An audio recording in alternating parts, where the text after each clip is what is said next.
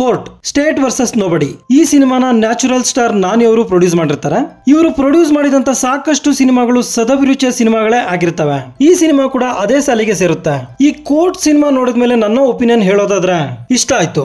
ಜೈ ಭೀಮ್ ಸಿನಿಮಾದ ನಂತರ ಒಂದೊಳ್ಳೆ ಕೋರ್ಟ್ ರೂಮ್ ಡ್ರಾಮಾ ಸಿನಿಮಾ ನೋಡಿದೆ.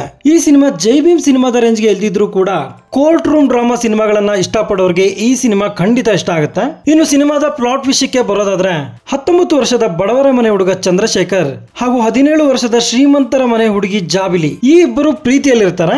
ಈ ವಿಷಯ ತಿಳಿದಂತ ಹುಡುಗಿಯ ಮನೆ ಕಡೆಯವರು ಚಂದ್ರಶೇಖರ್ ಮೇಲೆ ಫೇಕ್ ಪೋಕ್ಸೋ ಕೇಸ್ ಫೈಲ್ ಮಾಡ್ತಾರೆ. ಚಂದ್ರಶೇಖರ್ ಕೇಸ್ ಅಲ್ಲಿವರೆಗೂ ಯಾವುದೇ ವಾದ ಮಾಡಿರದಂತ ಲಾಯರ್ ಸೂರ್ಯ ತೇಜ್ ಅವರ ಬಳಿ ಹೋಗಿರುತ್ತೆ.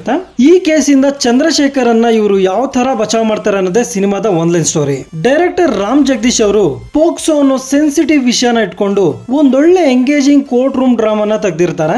ಸಿನಿಮಾ ನೋಡ್ತಿರೋಷ್ಟೊತ್ತು ಎಲ್ಲೂ ಕೂಡ ಇದು ಇವರ ಮೊದಲ ಸಿನಿಮಾ ಅನ್ನೋ ಡೌಟೇ ಬರಲ್ಲ, ಅಷ್ಟು ನೀಟಾಗಿ ಡೈರೆಕ್ಟ್ ಮಾಡಿರ್ತಾರೆ. ಪ್ರಿಯದರ್ಶಿ ಹಾಗೂ ಶಿವಾಜಿ ಈ ಇಬ್ಬರಿಗೂ ಕೂಡ ಅವರ ಜೀವಮಾನದಲ್ಲೇ ನೆನಪಿನಲ್ಲುಳಿಯುವಂತ ಪಾತ್ರಗಳು ಸಿಕ್ಕಿದಾವೆ. ಅದರಲ್ಲೂ ಆಕ್ಟರ್ ಶಿವಾಜಿ ಅವರು ಮಂಗಪತಿ ಅನ್ನೋ ಪಾತ್ರದಲ್ಲಿ ಪರಕಾಯ ಪ್ರವೇಶ ಮಾಡಿರ್ತಾರೆ. ಸಿನಿಮಾದಲ್ಲಿ ಕೋರ್ಟ್ ರೂಮ್ ಡ್ರಾಮಾ ಜೊತೆಗೆ ಒಂದೊಳ್ಳೆ ಟೀನೇಜ್ ಕ್ಯೂಟ್ ಲವ್ ಸ್ಟೋರಿ ಕೂಡ ಇರುತ್ತೆ. ನಟರಾದ ಸಾಯಿ ಕುಮಾರ್ ಹಾಗೂ ಹರ್ಷವರ್ಧನ್ ಅವ್ರಿಗೂ ಕೂಡ ಒಳ್ಳೆ ಪಾತ್ರಗಳೇ ಸಿಕ್ಕಿದಾವೆ. ಸಾಂಗ್ಸ್ ಹಾಗೂ ಬಿಜಿಎಂ ಎರಡೂ ಕೂಡ ಸಿನಿಮಾಗೆ ಆಪ್ಟ್ ಆಗಿದೆ.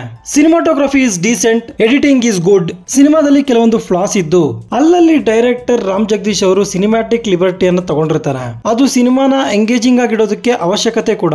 ಸಿನಿಮಾದಲ್ಲಿ ಯಾವುದೇ ರೀತಿಯ ಅಡಲ್ಟ್ ಕಂಟೆಂಟ್ ಇರೋದಿಲ್ಲ, ಆರಾಮಾಗಿ ಫ್ಯಾಮಿಲಿ ಜೊತೆ ನೋಡಬಹುದು. ಒಂದೊಳ್ಳೆ ರೈಟಿಂಗ್ ಇರುವಂತ ಸಿನಿಮಾ. ಸಾಧ್ಯವಾದ್ರೆ ಥಿಯೇಟರ್ ಅಲ್ಲಿ ನೋಡಿ, ಇಲ್ಲಾಂದ್ರೆ OTT ಅಲ್ಲಿ ನೋಡಿ. ಸೊ ಇದಾಗಿರುತ್ತೆ ಕೋರ್ಟ್ ಸಿನಿಮಾದ ಬಗೆಗಿನ ನನ್ನ ಒಂದು ಒಪಿನಿಯನ್. ಈ ವಿಡಿಯೋ ನಿಮ್ಗೆ ಇಷ್ಟ ಆಗಿದ್ರೆ ಒಂದು ಲೈಕ್ ಕೊಟ್ಟು ನನ್ನ ಚಾನೆಲ್ನ ಸಬ್ಸ್ಕ್ರೈಬ್ ಮಾಡ್ಕೊಳ್ಳಿ. Thank you.